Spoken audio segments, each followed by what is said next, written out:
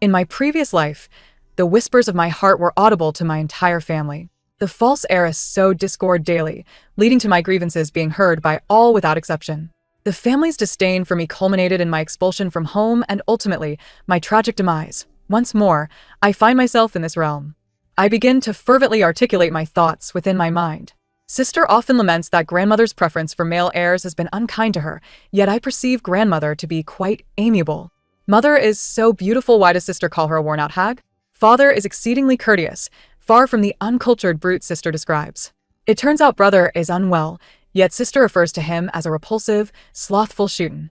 I cherish my family dearly, and I shall treat them with kindness henceforth. This time, your downfall is inevitable. Chingen, from now on, this will be your home.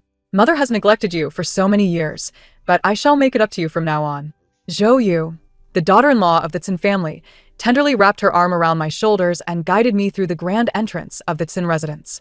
In my previous life, she too had promised to compensate me well. However, we were both deceived by the false heiress, leading to my family's contempt and my eventual expulsion. In this lifetime, I shall not allow the false heiress to prevail. With a smile, I gazed at Zhou Yu, simultaneously expressing, "Thank you, mother. Having you is truly wonderful." Zhou Yu paused momentarily, then affectionately ruffled my hair, saying, "Silly girl, mother will always be by your side." Father's warm hand clasped mine, his booming voice calling towards the interior, "Come, come, everyone, meet our little princess. Qingyan, this is your grandmother, and your elder brother Qingyuan. This is Qinghuan, the child who was swapped with you all those years ago." Grandmother's kind visage beamed at me, her eyes crinkling with joy as she spoke, her eyes glistening with moisture. "It is good to have you back. So good to have you back." Brother Tsin Qingyuan, clad in thick black-rimmed glasses, glanced at me with a blank expression before silently retreating to his room. Only Tsin Qinghuan approached me with enthusiasm, taking my hand and sincerely apologizing for having usurped my identity for so long, promising to make amends in the future. In my previous life, I believed her kindness stemmed from genuine remorse, unaware that it was all part of her devious scheme. She orchestrated misunderstandings, leading me to believe my family harbored disdain for me, while simultaneously whispering poison into their ears, which ultimately aided her in casting me aside. I timidly regarded grandmother and brother, offering them polite greetings, while boldly voicing my true sentiments inwardly. Father is so robust, his voice resonant, exuding a sense of security with him around. I shall no longer fear being bullied. Grandmother appears so benevolent. How fortunate I am to have such a grandmother. Though brother has yet to acknowledge me, I believe he is merely unfamiliar with me. I shall strive to be a good sister. Father, mother, grandmother, and brother exchanged bewildered glances, momentarily stunned. Yet, they swiftly regained their composure. Only Tsin Qinghuan maintained a facade of insincerity throughout. In my past existence, my parents, filled with sorrow and disappointment, cast me out, lamenting, "If returning here brings you such discontent, then depart." Yet, I had never uttered a single complaint before them, only harboring my grievances in silence. I never anticipated that my parents would come to know my thoughts. Their astonished expressions now confirmed my suspicion that the entire family could indeed hear the whispers of my heart except for Tsin Qinghuan. 2. Tsin Qinghuan enthusiastically grasped my hand, expressing her desire to show me around, and I shyly smiled in gratitude. Given that Qinghuan is so amicable towards me, it seems my earlier concerns were unfounded. Is this what they refer to as enduring hardship before enjoying sweetness? Seizing their curiosity about my innermost feelings, I indulged in lavishly praising myself in my thoughts. My father chuckled as he wrapped his arm around my mother's shoulders, both sharing a comforting smile. During dinner, my mother informed me that she had already completed my household registration and enrollment procedures, and starting tomorrow, I would be in the same class as Qinghuan. The Tsin family enjoys a well-to-do lifestyle, with their children attending a prestigious private high school. My elder brother is in his final year, while both Qinghuan and I are freshmen. To demonstrate her care and attention towards me, Qinghuan woke me up at dawn the next day, stating she wished to help me prepare for school. In our bedroom, she appeared to be sharing heartfelt words, but in reality, she was ensnaring me in her web. Let me tell you, there are many rules to adhere to in this household, such as rising early. I usually wake up at 5 to assist with breakfast. In my previous life, the naive part of me thought, ISNT this just like my days in the mountains. Waking up at dawn to help my foster mother prepare breakfast? At that moment, my mother cast an unhappy glance my way and said to Qinghuan, "Please do not wake Qingyan so early in the future. Let her rest a little longer." I initially believed my mother was being considerate of me. Perhaps Qinghuan later criticized me to my mother for being lazy and unwilling to contribute to my parents. I nodded humbly and said to Qinghuan, "Thank you, sister, for the reminder. I am accustomed to rising early as well." Qinghuan forced a disingenuous smile while styling my hair neatly, kindly taking my hand to lead me downstairs. "Dad, Mom, look how beautiful Qing'an is." Upon hearing her voice, my mother turned around, and upon seeing my elegantly prepared appearance, she cheerfully beckoned me to join them for breakfast. I affectionately stood close to my mother, fearing she might not hear my unspoken thoughts. I am truly fortunate to see my mother every day and savor her cooking. "Mom, what's for breakfast today? It smells so good."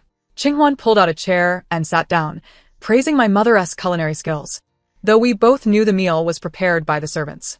"You mischievous girl, it's just the usual fare. Thankfully, you haven't grown tired of it." Qinghuan wrinkled her nose, playfully saying to my mother, "I could never tire of what you make, Mom." I stood to the side, enviously watching their affectionate and natural interaction. My heart couldn't help but sigh. When will I be able to be as affectionate with my mother as Qinghuan?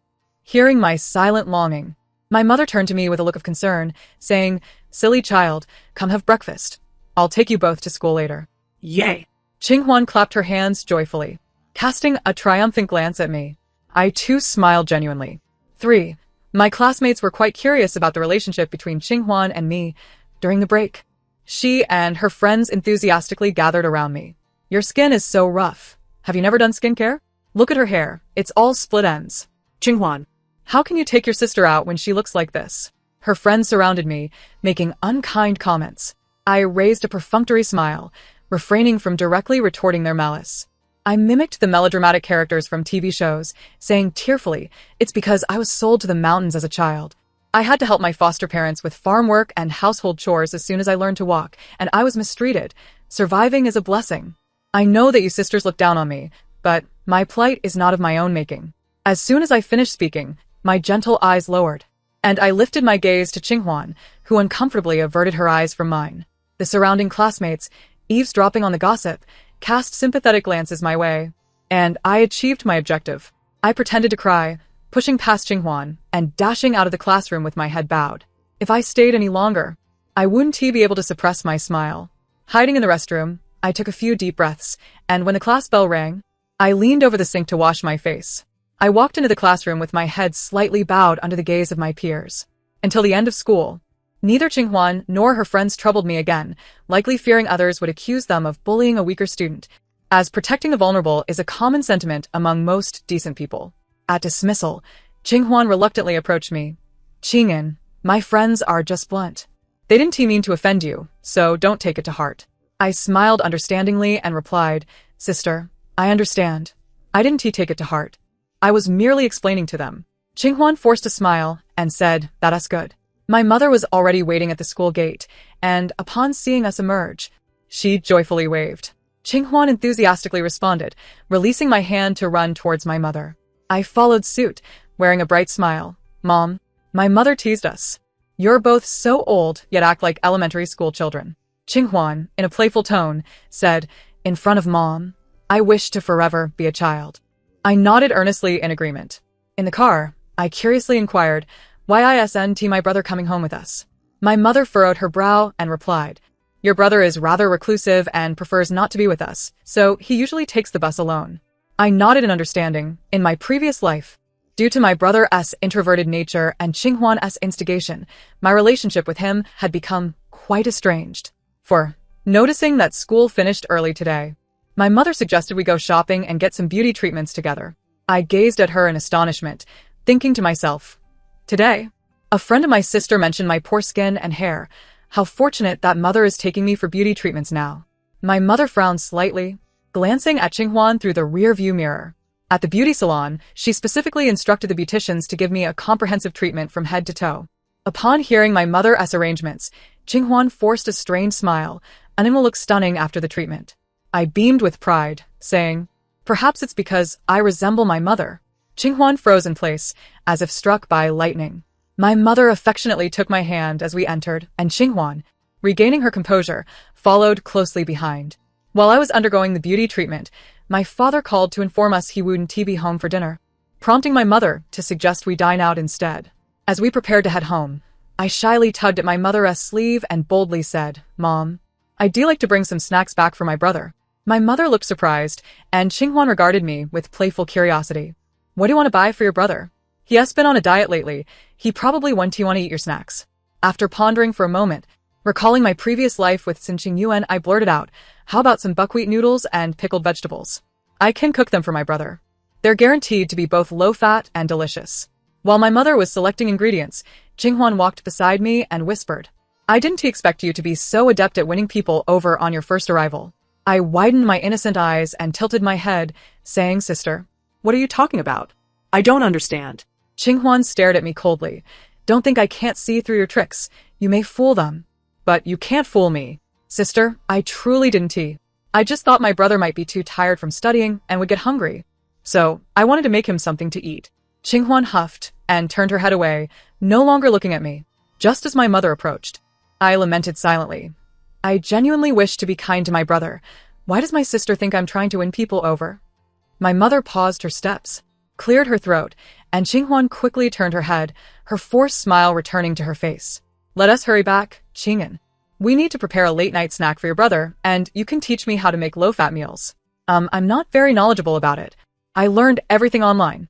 She gently entwined her arm with mine, saying, "It's all right, we shall study together." My mother cast a meaningful glance at us before silently proceeding ahead.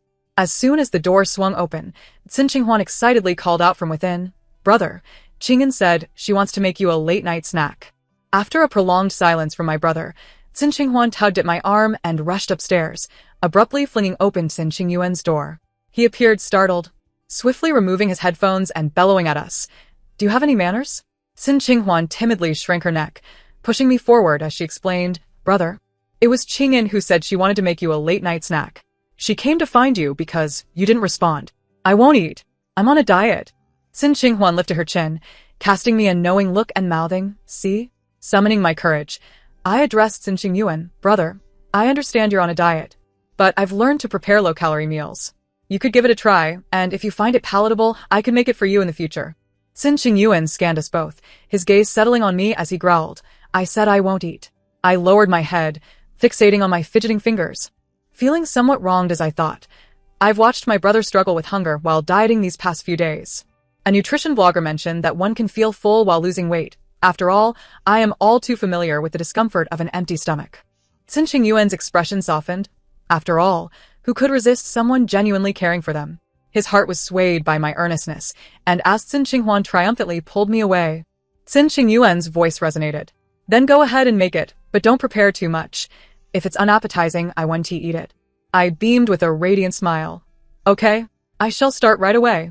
As I prepared Xin Yuan's first low-calorie meal, I meticulously followed the video step by step. A small amount of heated oil mingled with chili powder, instantly filling the air with a tantalizing aroma. Just as the buckwheat noodles were ready, Xin Yuan descended, drawn by the delightful scent. Qinghwan, who had initially awaited amusement, was taken aback and, while seemingly supporting me, subtly attempted to sow discord. "Brother, if you find it unpalatable, please don't force yourself." Qing'an only mentioned it in front of mother because she feared she couldn't back out. Her words twisted my sincere intention of preparing a meal for Xin Yuan. I quickly reassured myself. That's not the case at all. Why does sister always misinterpret my intentions? I genuinely wish to cook for brother. Xin Yuan, attuned to my thoughts, ignored Qinghwan and seated himself at the table. "Aren't you bringing it out yet? I'm hungry." I eagerly placed the noodles on the table and sat across from him, watching intently as he took a bite. He awkwardly grabbed some noodles, burying his head as he slurped them up. After just one taste, his appetite surged, and he devoured the meal, the plate soon nearly empty. Qinghwan widened her eyes in shock, unable to utter a word. I eagerly inquired, "Brother, how does it taste?" Xin Yuan turned his head away and replied, "Not bad. You can make it again next time." I leapt up as if I had won a prize, exclaiming, "Yay!" In the days that followed, Xin Yuan's demeanor towards me grew considerably warmer. This shift incited a sense of threat within Qinghwan. Previously, she had regarded the overweight Xin Yuan with disdain, confident in her status as the true heiress. However, as her position was compromised, she felt compelled to curry favor with the legitimate heir of the Qin family. In truth, Xin Yuan was merely experiencing adolescent weight gain, exacerbated by a diet rich in oils and sugars leading to acne. After 2 months of my preparing nutritious, low-calorie meals for him, he visibly slimmed down, and his complexion began to clear. With this transformation came a change in his personality. He no longer secluded himself in his room and began engaging in conversation with everyone whenever possible. Qingyuan, Grandma's birthday is approaching. Do you have any suggestions? My father, noticing Qin Qingyuan's significant change, began to enjoy conversing with him. This year marks Qingyuan's first return home. Why not host a grand banquet to introduce her to our friends and family? My mother wholeheartedly endorsed this proposal, while Qin Qingyuan wore a displeased expression. Dad, Mom, you know Grandma's personality. She dislikes extravagance. A lavish banquet may not bring her joy. Just as Grandma returned from a stroll in the garden, she concurred. Indeed, I am but an old woman. A simple celebration will suffice. Qin Qingyuan cast a triumphant glance in my direction. Upon hearing this, I intended to smooth things over by agreeing with Grandma, but Qin Qingyuan interjected. Grandma, it's not only to celebrate your birthday, but also to introduce Qingyuan to everyone. After pondering, Grandma nodded in agreement. Yes, everyone has yet to meet Qingyuan. It's settled then. We shall proceed as Qingyuan suggested. I expressed gratitude towards Grandma and Qin Qingyuan, silently reflecting. Sister often claims that Grandma's favoritism towards boys is detrimental to her, yet I believe Grandma is truly wonderful. The room fell silent as everyone exchanged glances before their expressions turned somber. Qin Qingyuan, oblivious to the underlying tension, quickly adapted her stance, saying, I suppose I hadn't considered it thoroughly. Brother has indeed given it more thought. She then playfully stuck out her tongue at everyone, only to receive indifference as they dispersed. Alone in the living room, Qin Qingyuan's expression darkened as she addressed me. With your pitiful appearance, you wouldn't even resemble a prince in royal attire. Hosting a banquet will only serve to embarrass you before everyone. I calmly retorted her derision. Spending these months alongside sister has allowed me to absorb a fair amount of knowledge. After all, my innate genes will enable me to learn efficiently. Qin Qingyuan loathed it when I invoked our family lineage against her, striking a nerve, and she glared at me with fury. With a forceful stomp, she huffed and retreated upstairs. As the preparations for the grand family banquet commenced, my mother began selecting the venue, while my father and Grandma discussed the guest list whenever they had a moment. Qin Qingyuan, claiming he did not wish to hinder my studies, requested I teach the servants how to prepare the low-calorie meals. Having embraced a healthy diet, Qin Qingyuan's physique had transitioned from overweight to a more standard build, and his skin began to regain its smoothness, instilling him with newfound confidence. Today, my mother invited the designer of haute couture to our home to tailor outfits for each of us to wear at the banquet. The designer measured everyone's dimensions, and as she assessed my father, everyone couldn't help but admire his tall and robust stature. My father graciously responded to the compliments. I gazed at him with admiration, my thoughts slipping out. Father is so polite. He hardly resembles the uncultured brute sister describes. The expressions of those present shifted, each seemingly adorned with 3 dark vertical lines. Especially my father, whose grim countenance had startled even the designer. After the measurements, the designer inquired about our preferred colors and styles, presenting us with various fabrics to choose from. My eyes fell upon a piece of lake blue satin, and just as I reached out to inspect it closely, Qin Qingyuan, seemingly reading my mind, swiftly stepped forward to seize the fabric. This satin is lovely. I want this one. My hand froze mid-air as I stared at the satin. It's all right. If sister likes it, I shall let her have it. I only hope she ceases to harbor such animosity towards me. My father, sensing my thoughts, spoke in a low voice. Qingyuan, this banquet is primarily to honor Grandma and Qingyuan. Let us allow Qingyuan to choose first. I stared at my father in astonishment, my expression akin to having my innermost thoughts laid bare. He returned my gaze with a knowing smile. Your eyes betray your fondness for that piece of satin. I sweetly smiled at my father and said, I never anticipated that you understand me so well, Dad.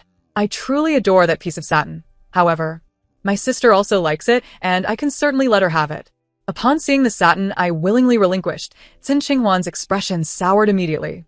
Angrily, she set it down and retorted, if you like it so much, take it for yourself, I no longer want it. My father's gaze fell upon her irritated demeanor, and his temper flared instantly as he shouted, you cannot even care for your sister, choosing for yourself first, and she, so considerate, offers it to you. Yet you still grow angry. What kind of sister are you? Qin Qingyuan recoiled in fright, her lips trembling in disbelief as tears the size of pearls cascaded down her cheeks. Father, you have never been so fierce with me before. You scold me now because of Qingqing. My father furrowed his brow tightly and replied, I am teaching you how to be a good sister. Sin Qinghuan raised her hands to cover her face and sobbed as she fled back to her room. The rest of us exchanged glances, no one daring to comfort her. Sin Qinghuan, I intend to gradually instill disappointment in everyone regarding you, this faux heiress with whom we share our daily lives. I wonder, on the day you are cast out from this home, will a large truck carelessly knock you down? Observing the unfolding scene, the designer hurriedly stepped forward to mediate. The second young lady has a slender figure. Satin might not suit her well. Perhaps we should consider a lightweight fabric of a similar hue, such as lace or tencel, which would yield a more favorable effect. I playfully responded, let us proceed as you suggest. I am not well versed in these matters and will rely entirely on your expertise. My mother approached, resting a hand on my shoulder, and addressed the designer. This is my daughter's first significant occasion. Please ensure she is adorned in the most exquisite gown. After the fabrics were selected and requests made, the designer took his leave. As we sat in the living room, silence enveloped us. My mother broke the stillness, turning to my father and saying, Qinghuan is just a child. You need not hold her accountable. My father snorted in response. Did you not hear how she spoke of me? My mother's expression shifted, and she cast a significant glance at my father, who immediately recognized his misstep and fell silent. Sin Qinghuan, acutely aware of her precarious position at home, did not wait for her elders to offer her a way out. She swiftly adjusted her demeanor. Sitting obediently between our parents and sincerely apologized. Father, I am sorry. Your reprimand was indeed justified.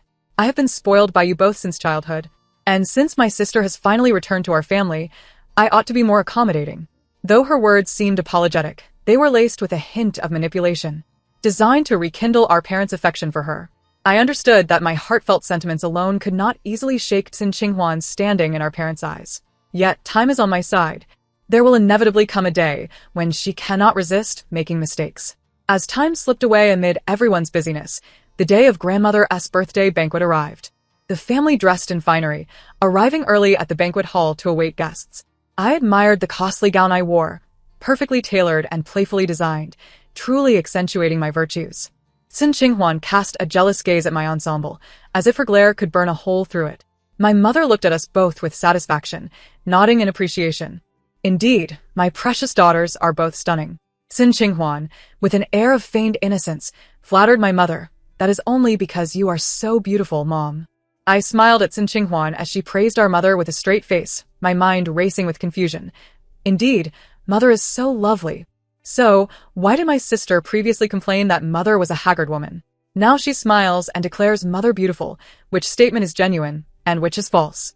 My mother's brow furrowed, her frozen smile indicating she had heard my unvoiced thoughts.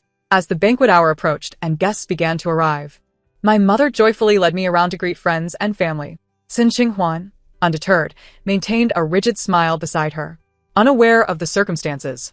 She could only watch in confusion as my mother overlooked her. A grand lady called out to my mother, Ayu, bring the children over for me to see closely. My mother eagerly took my hand and led me to the lady. This is your great. Be sure to greet her. I beamed at my great-aunt and respectfully bowed. Hello, great-aunt. My great-aunt kindly took my hand, stroking it with affection. Oh dear, this child resembles De Yong as if carved from the same mold. Truly handsome. I shyly lowered my head, smiling softly. You flatter me, great-aunt. My mother proudly added. Indeed, the moment I saw her at the police station, I knew she was my biological daughter. Inside, I rejoiced. At that moment, gazing upon my elegant and composed mother, I could scarcely believe she was mine. I am blessed to have such a gentle and beautiful mother. As long as I could return to her side, the hardships I endured would pale in comparison. My mother lovingly stroked my hair, thanked the heavens for allowing me to reclaim my lost treasure. Great-aunt nodded approvingly at us, then swiftly removed a green jade bracelet from her wrist, placing it upon mine without hesitation.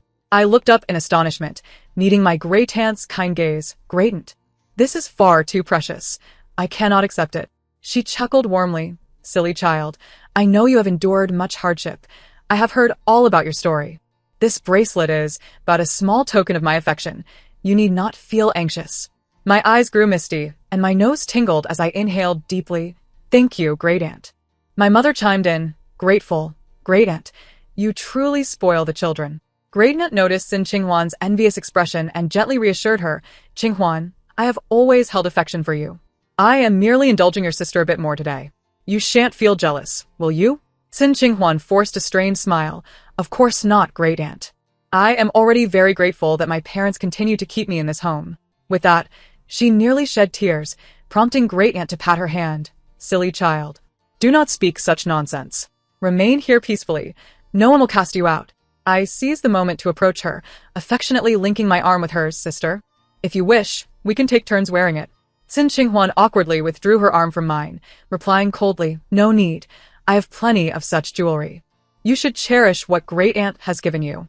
I nodded awkwardly, responding timidly, "All right, I understand, sister." My mother and Great Aunt both observed the tension and sarcasm between the sisters, astute enough to perceive Sin Qinghuan's jealousy towards me. As the banquet commenced, guests engaged in lively conversation, toasts exchanged, and praises flowed freely toward us three. The now confident Sin Qingyuan stood alongside us, no longer the solitary figure she had been in a previous life. I couldn't help but reflect. It turns out my brother's reclusiveness stemmed from his unhappiness. Why then did my sister label him a disgusting, lazy glutton? Sin Qingyuan, his eyes wide in disbelief, turned his head stiffly to glance at me before finally resting his gaze on Sin Qinghuan. How fortunate I am to have assisted my brother in losing weight. He is truly handsome now, and I adore my brother dearly. Hearing my unspoken admiration, his eyes shifted from Sin Qinghuan back to me, filled with affection. Meeting my gaze with warmth, I bashfully smiled and lowered my head. As the banquet concluded, grandmother beamed at the three of us, her joy evident. On the ride home, she held my hand, stroking it gently as she murmured, "How wonderful! My precious granddaughter has returned. It is truly a blessing."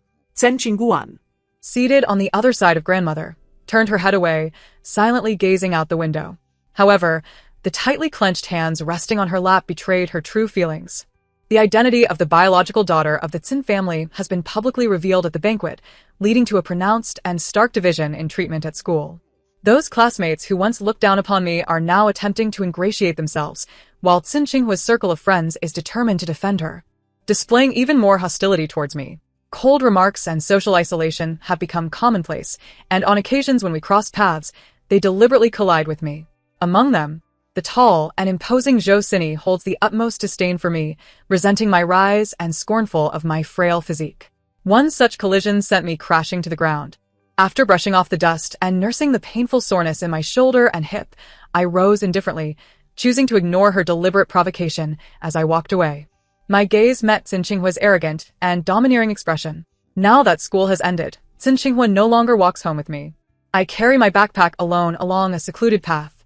Spotting a figure ahead that bears a striking resemblance to my brother, I excitedly call out, "Brother." Suddenly, a pair of strong arms reaches from behind, forcefully covering my mouth and dragging me backward.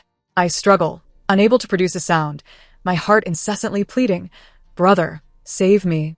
Yet, I watch helplessly as my brother's silhouette fades from view, never turning back.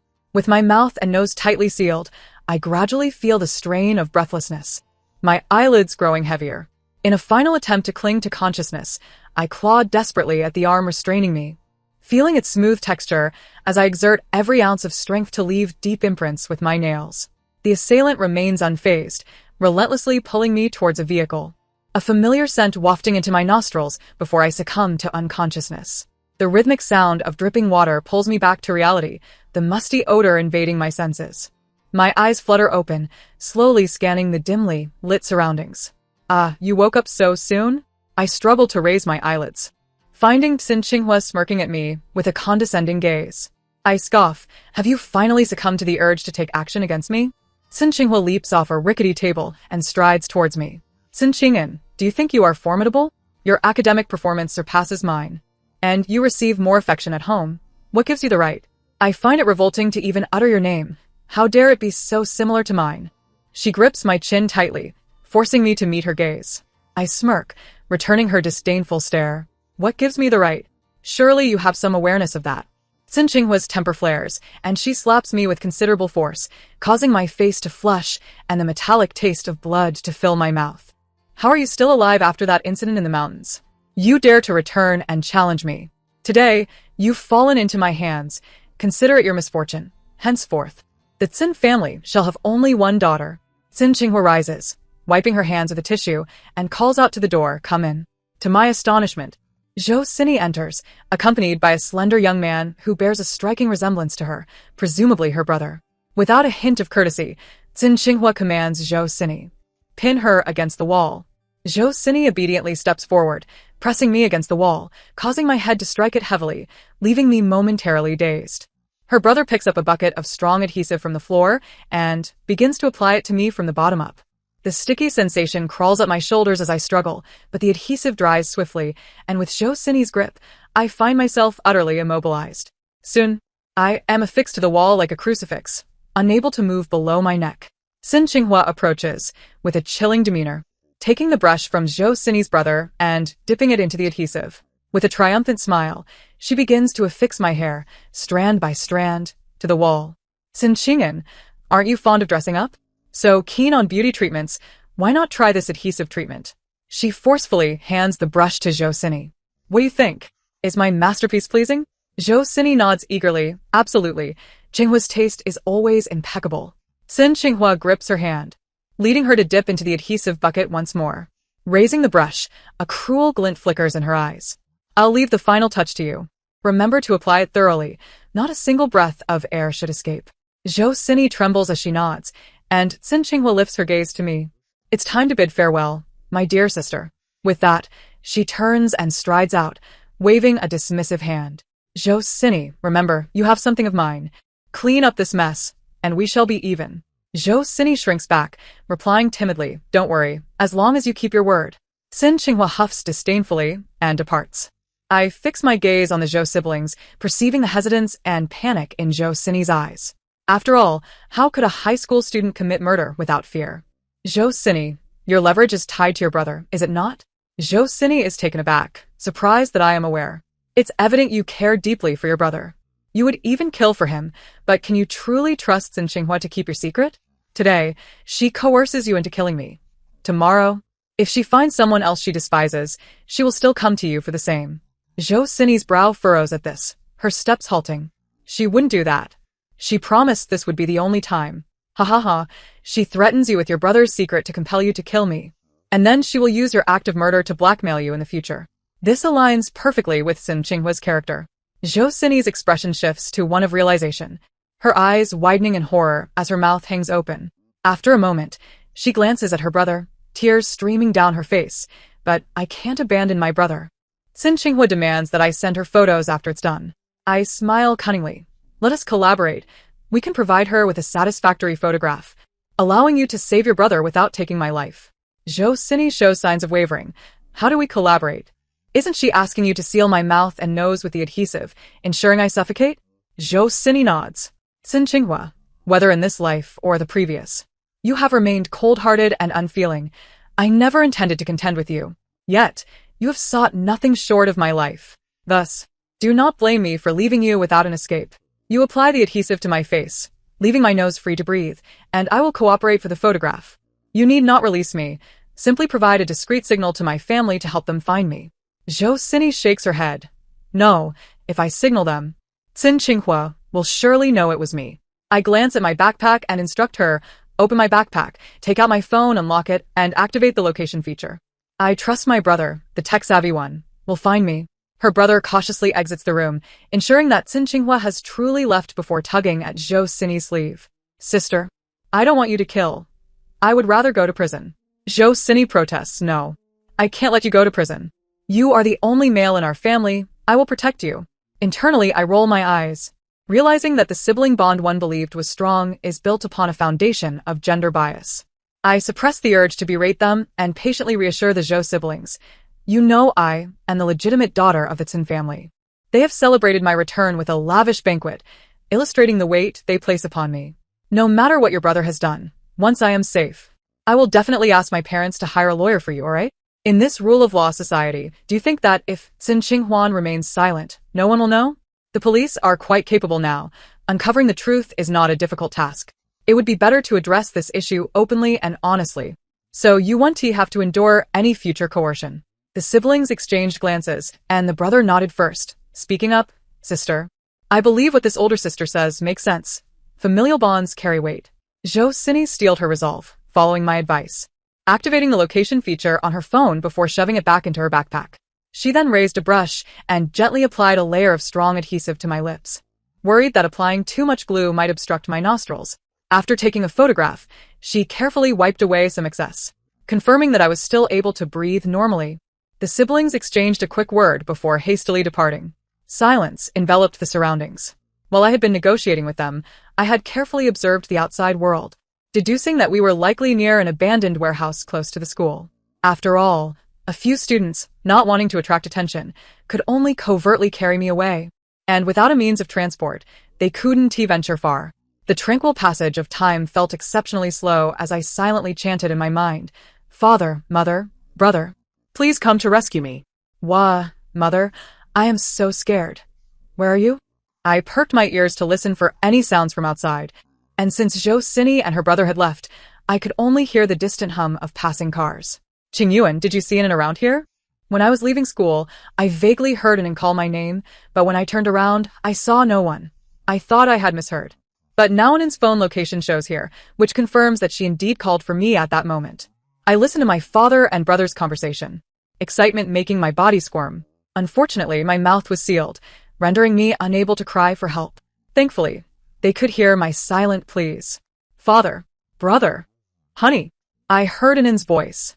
My mother was the first to react, calling out to my father. Soon, the three of them were shouting my name. "An, where are you?" In my heart, I was desperately calling out, "Mother, I am here. I am inside a room, and there is a small vent through which I can see outside." My mother shouted excitedly, "A vent? Honey, which nearby house has a vent?" "I know. That little warehouse."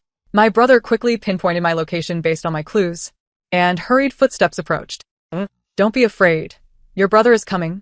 I could no longer contain my tears, and they flowed freely. "Wah, brother. Thank you for finding me so quickly." With a loud bang, the warehouse door was forcefully flung open. The three of them stood outside, panting, and the dim light made it difficult for them to immediately discern my condition. After a moment, I felt a rush of brightness as my brother illuminated me with his phone. All three gasped in shock. My mother cried out and rushed forward, her hands brushing against me, some remnants of the glue sticking to her fingers. "And then Mayanan, who did this? Which heartless wretch would treat my daughter this way?" I sobbed internally, already too choked up to speak. "Mother, it was the older sister. It was she and her classmates who did this. She wanted to take my life." With a loud thud, my father angrily kicked over a table and chair. "Wretched girl." I continued to support her out of kindness, yet she is so vicious as to endanger my own daughter's life. My brother slowly approached, gently touching my face, only to feel the hardened glue that had dried and stiffened. Seeing my lips and hair so tightly glued, even my typically composed brother couldn't help but have tears welling in his eyes. My mother, wanting to tear my clothes to help me down from the wall, found that my hair and hands were firmly stuck. With no options left, they eventually had to call firefighters to bring professional tools for my rescue. At the moment of liberation, my legs buckled, and I collapsed into my mother's embrace. Wrapped in my brother's coat, I sat in a chair as my mother, sobbing, used scissors to cut away the glue-laden hair. She gently wiped my face and hands with warm water. Watching her hands tremble uncontrollably, I comforted her in my heart. "Mother, please don't cry, I'm fine." Upon hearing this, my mother's sobs intensified. "And it's my failure to protect you." I shook my head vigorously, tears streaming. "No, mother, you found me so quickly. It must be because our hearts are connected." Hearing this, my mother could no longer hold back and pulled me into a tight embrace, weeping. The firefighters and police, witnessing my ordeal, shook their heads with sympathy. The leading firefighter patted my shoulder comfortingly before departing after fulfilling their duty. The police stayed behind to take statements, and with my unsealed mouth, I recounted in detail the actions of Qin Xinghuan and Zhou Sini. My father, enraged, clenched his fists tightly, his knuckles turning white as he gritted his teeth. My brother, suppressing his anger, called my grandmother, falsely claiming that we hadn't found me yet to keep Qin Xinghuan off guard and ensure she didn't escape. My mother insisted on taking me to the hospital for a checkup, while my father and brother accompanied the police home. I hurriedly refused. "Mom, I'm fine. It's just my feet that are numb. I just want to go home and take a bath." My mother glanced at me with concern but reluctantly agreed, notifying the beauty salon to send someone for home service before we got in the car. "Qin Xinghuan, I want to witness the consequences of your actions firsthand." As soon as the car came to a halt, my father and brother flung open the doors and rushed inside. My mother followed closely behind, supporting me. Upon stepping through the threshold, we were met with a cacophony of slapping sounds. Qin Xinghuan had received several resounding slaps from my brother and was kneeling on the ground. She continued to whimper pitifully, "Brother, you don't need to take your anger out on me just because you can't find an in. Am I not human since I'm not biological?" Hearing this, my father could no longer contain himself and kicked Qin Xinghuan to the ground. "We don't regard you as human. I say you are unworthy of being one." Qin Xinghuan looked at my father with a resentful gaze. And when she noticed my mother and me at the door, she realized she had been deceived by Zhou Sini. A flicker of panic crossed her eyes, but it quickly transformed into a fierce glare. "Qin Qingyan, why do you always manage to escape disaster? Why do you return to compete with me for father and mother?" I regarded her with indifference and spoke slowly, "Because I genuinely love my family, unlike you, who only knows how to exploit their affection." Qin Xinghuan laughed bitterly. "Ha, love? I once loved them sincerely, but on the day you returned, everything changed. They no longer love me as they once did. Thus, I despise them. And I loathe you even more." My mother frowned. Disappointment etched on her face as she stared at Qin Xinghuan. For over a decade, our mother-daughter bond was genuine. Even with an S return, I never considered abandoning you. Yet, you have acted so maliciously, harming my daughter. From now on, you are no longer related to the Qin family or to us as a couple. Officer, please take her away. We will pursue this matter to the end. The officer nodded and entered to escort Qin Xinghuan away. At that moment, my grandmother, having finally grasped the situation, approached me with reddened eyes. She raised a trembling hand to touch my stiff, short hair, closed her eyes, and large tears streamed down her face. I gently cooed, "Grandma, don't cry. I'm fine. If it weren't for your clever granddaughter, I wouldn't even be standing here to see you. You must praise me." My grandmother looked at me affectionately, gently pinching my cheek. "You clever little thing. Grandma is grateful for your wit in protecting yourself, my dear granddaughter." With tears mingling with my smile, I gently embraced my grandmother. The beautician arrived just in time, shattering the somber atmosphere. Upon witnessing my state, she exclaimed in surprise and guided me to the bathroom for a thorough cleansing. After her meticulous care, she even trimmed my hair slightly, finally ridding me of the stubborn, viscous adhesive. After resting at home for 2 days, accompanied by my mother, we returned to the police station to supplement our statements. Qin Xinghuan and Zhou Sini had already been detained. Upon seeing them at the station, Qin Xinghuan, filled with agitation, attempted to rush towards me with malicious intent. Zhou Sini, however, cast a timid glance in my direction, her gaze following my every movement. I responded with a reassuring look, conveying my understanding. The police discovered evidence on Zhou Sini and Qin Xinghuan's phones, revealing Qin Xinghuan's threats against Zhou Sini, including plans to kidnap and harm me. They also found incriminating information regarding Zhou Sini's younger brother, who had been caught stealing from the Qin family at shopping mall multiple times. Qin Xinghuan had discovered this and obtained surveillance footage, ultimately helping him cover up his actions. Qin Xinghuan had been using this information to coerce Zhou Sini into becoming a tool for bullying classmates. I truthfully informed the police that Zhou Sini had changed her mind at the last moment and did not go through with the plan to kill me, expressing my forgiveness. However, the final judgment from the court would depend on her fate. During Qin Xinghuan's detention, my father formally severed ties with her through official channels. As a victim's family member, he conveyed to the police his desire for the harshest punishment for Qin Xinghuan. Yet, due to their status as minors and the fact that their actions did not result in significant physical harm to me, the punishment was ultimately lightened. Although my father was deeply dissatisfied with this outcome, he nonetheless respected the court's fair ruling. After being cast out by the Qin family, Qin Xinghuan withdrew from school. And, being a minor, she was taken into custody by a welfare institution. Unbeknownst to us, the day of my brother's college entrance examination arrived. Clad in elegant kipayos, the three of us, my grandmother, my father, and I, awaited my brother's triumphant completion of the exam, with my father holding Haizongzi in celebration. As I watched my brother approach us with a confident wave, I felt assured he would achieve excellent results. Excitedly, I linked arms with him while my parents assisted my grandmother from behind. Suddenly, we heard a frantic cry. "Dad, Mom, I know I was wrong. Please forgive me." My brother and I turned to see Qin Xinghuan kneeling before our parents, desperately pleading. My father turned away with a grim expression, while my mother, upon seeing Qin Xinghuan in such a disheveled state, briefly showed a flicker of compassion. However, When her gaze met mine, that semblance of sympathy vanished. Seeing that my parents remained unmoved, Xin Xinghuan began to recount her misfortunes over the past 6 months. Mom, it turns out my biological father is a gambler, drowning in debt, wanting to sell me off. She cried. I beg you to save me. If you don't help me, I have no way out. My mother glanced at her coldly and replied, everything is of your own making. All I can say is, in times of trouble, seek the police. We cannot assist you. She then walked past Xin Xinghuan, supporting my grandmother as we continued forward. Xin Xinghuan, undeterred, turned back and continued to scream after us. I cast her a glance, and she immediately dropped her pitiful facade, unleashing a torrent of curses at me. My mother, incredulous, turned back with a frown and remarked, a leopard cannot change its spots. You reap what you sow. At that moment, a formidable man burst through the crowd, shouting at Xin Xinghuan, causing her to flee in terror. However, the man, tall and imposing, swiftly caught up to her, delivering 2 sharp slaps before seizing her like a chick and whisking her away. It seems her future would be anything but bright. The end. Thank you for listening. If you enjoyed this, please remember to like and subscribe.